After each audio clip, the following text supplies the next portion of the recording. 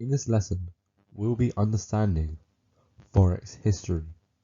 The learning objectives in this lesson are: you should understand the importance of the Bretton Woods system, you should know why the Bretton Woods system failed, and you should understand the consequences of the Plaza Accord. Forex trading has been around in some form for centuries. It's important for Forex traders to understand the history of Forex trading and how everything began.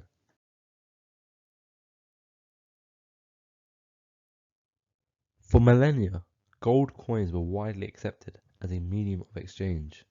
In the 1800s, countries adopted the gold standard. The gold standard guaranteed that the government would redeem any amount of paper money for its value in gold. The gold standard worked until the World Wars, where European countries had to suspend the gold standard to print more money to pay for the war. The Bretton Woods Agreement was introduced in June of 1944.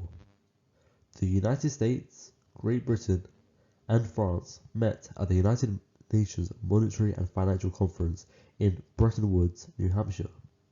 The location was chosen because the US was the only country at the time unscathed by war.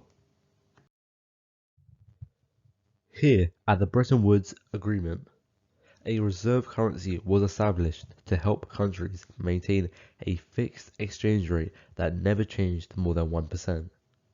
The United States dollar was chosen as the reserve currency, turning an almost failed currency after the 1929 stock market crash to the main currency for international transactions.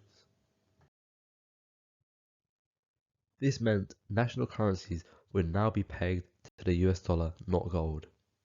How it worked was foreign countries would peg their exchange rate to the US dollar, and the US dollar would be pegged to gold at $35 an ounce.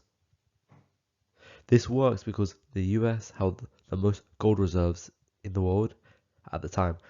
Also, foreign countries did business using the US dollar. The Bretton Woods Agreement eventually failed because there was not enough gold to back the amount of US dollars in circulation.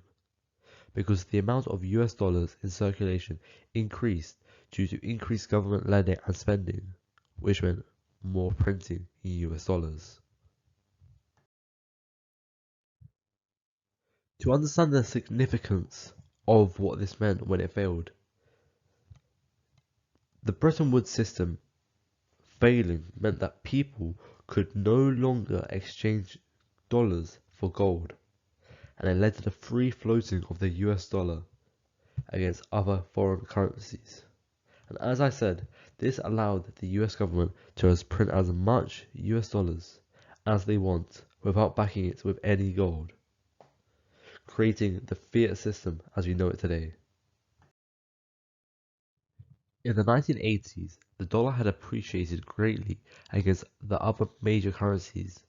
This is because the US raised interest rates, which caused a strong US dollar at the expense of the US industry's competitiveness in the global market, as it would be more expensive to buy US goods compared to alternatives.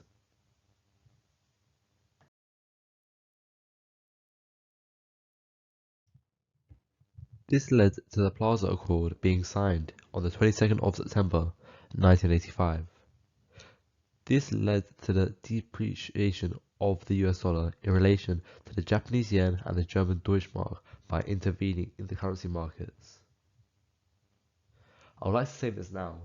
I'm aware that a lot of this history may sound boring, but a lot of these actions that the US took and other countries took as well have a very, very significant impact on today's forex markets. In 1992, the Maastricht Treaty was signed by many European countries. The treaty established the European Union, or the EU, and led to the creation of the euro currency and put together a cohesive whole working on initiatives on foreign policy and security.